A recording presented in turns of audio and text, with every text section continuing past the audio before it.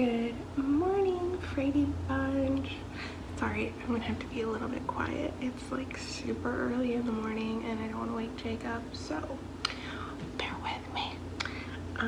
Yeah, so this morning I thought it would be fun to make pretzels, which I know is like a weird thing to make in the morning, but it's supposed to be super nice today and I want to spend the day over at my parents in their pool, and I figured it would be a fun snack to take over, just have some pretzels that you can like munch on throughout the day, you know, nice salty little snack.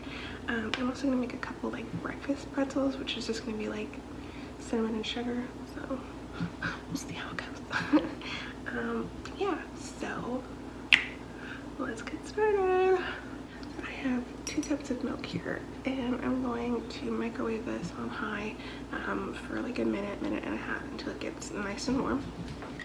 I have 4 tablespoons of butter here, so I'm just going to cut this up into smaller squares and add it directly into our milk. Also adding a 1/3 cup of light brown sugar into our milk mixture. I'm just going to whisk this until the butter is melted and the sugar is dissolved. There's that. I'm going to put this in a bowl of a stand mixer. We're going to let this cool for a few minutes. So this is good to go. So now we're going to add 5 cups of all-purpose flour. So now the recipe called for active dry yeast, which if you had active dry yeast you would have added it in with your warm white ingredients and let it bloom before adding your dry ingredients. However, I do not have active dry yeast. I have fast acting or instant yeast, and this you don't want to mix into the liquid, so we're adding it on top of our dry ingredients. And instead of doing the full 2 teaspoons of active dry yeast, we're going to do a teaspoon and a half because you want to reduce it by 25%. So I have a teaspoon, and we also need 2.5 teaspoons of salt. And when you're mixing these together, you're initially putting them into the bowl, you want to keep your salt and your yeast separate because the salt can retard the yeast or otherwise not activate it. Okay, I've put our bread hook attachment onto my mixer and I'm just going to let that go.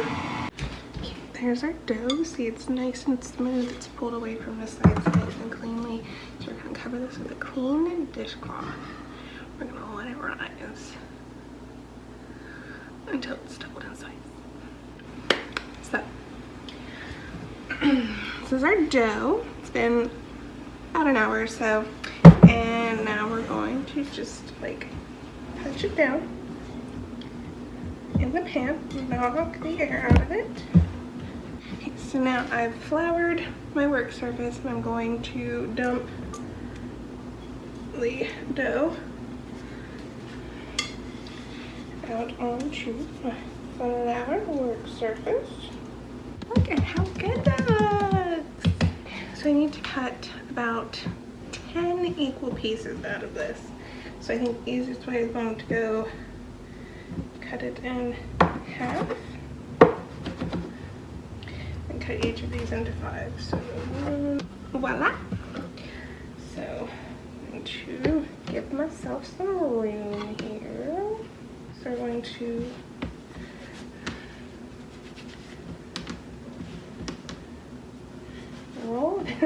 roll this out, which it's not rolling very well.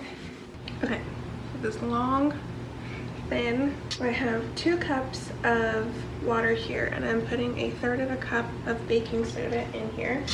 I'm going to mix this together. I'm going to set this aside. Alright, so now I'm going to try and work this into a pretzel shape. So I think bring it by both ends, cross it over. Oh, here we go. And then you loop that around a few times and press that in. Oh, heck yeah. I mean, it's not perfect, but for my first go around. Ooh, alright. How that is delicate. Okay, I'm gonna use this and get it underneath it. Hopefully give myself some support here. Right. We're going to plop this in the bath, and then going to flip it over, ta-da, and put that on a baking sheet lined with parchment paper. Now, let's try that again, okay, with something that has a little bit more dough to it. I think there wasn't enough dough on that first one. It's really hard to get this like thin and long without it like tearing or being too thin in some places. But overall, this is a fairly easy dough to work with, so that's good. It's very elastic, and I'm really happy to see that my instant yeast to active dry yeast conversion went over well. The ideal length that we're going for here is 36 inches, so you want like 3 feet of dough in order to get that good big pretzel shape. This is an Auntie Anne's Copycat recipe, if I didn't say so earlier, and so we're trying to emulate that. This one's looking a little bit better. So we're going to press over, 1, 2, and press. Pinch. Oh yeah, it looks a little. Yeah. Don't know how they do this. Plop and plop, and here they are. So I'm going to bake these two in a 450-degree oven for 7 to 8 minutes until they're done. All right, pretzels are done. So while they are hot, I'm going to brush them with melted butter. Oh my gosh, these smell just like Auntie Anne's. Okay, so now this one, take smaller one here, into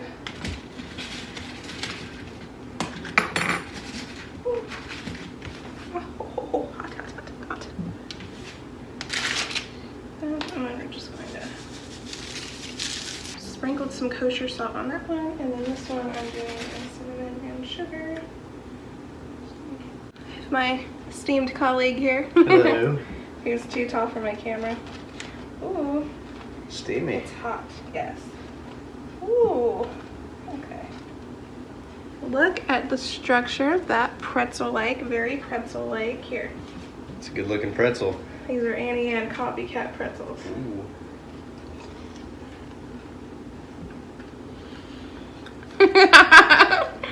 Oh my god. Mm. Annie who?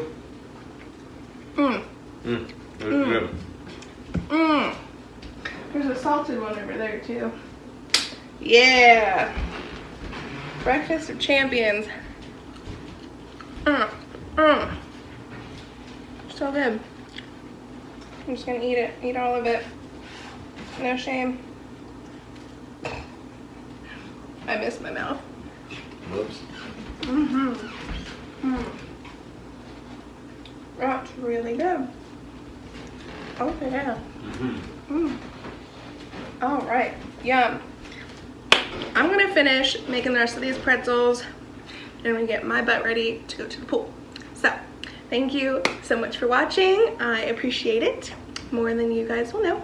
And thank you to my new subscribers. I think I've got like 2 or 3 more since my last upload, which is exciting for me. I'm moving on up in the world. I hope you all have a wonderful day. Thank you, and until next time.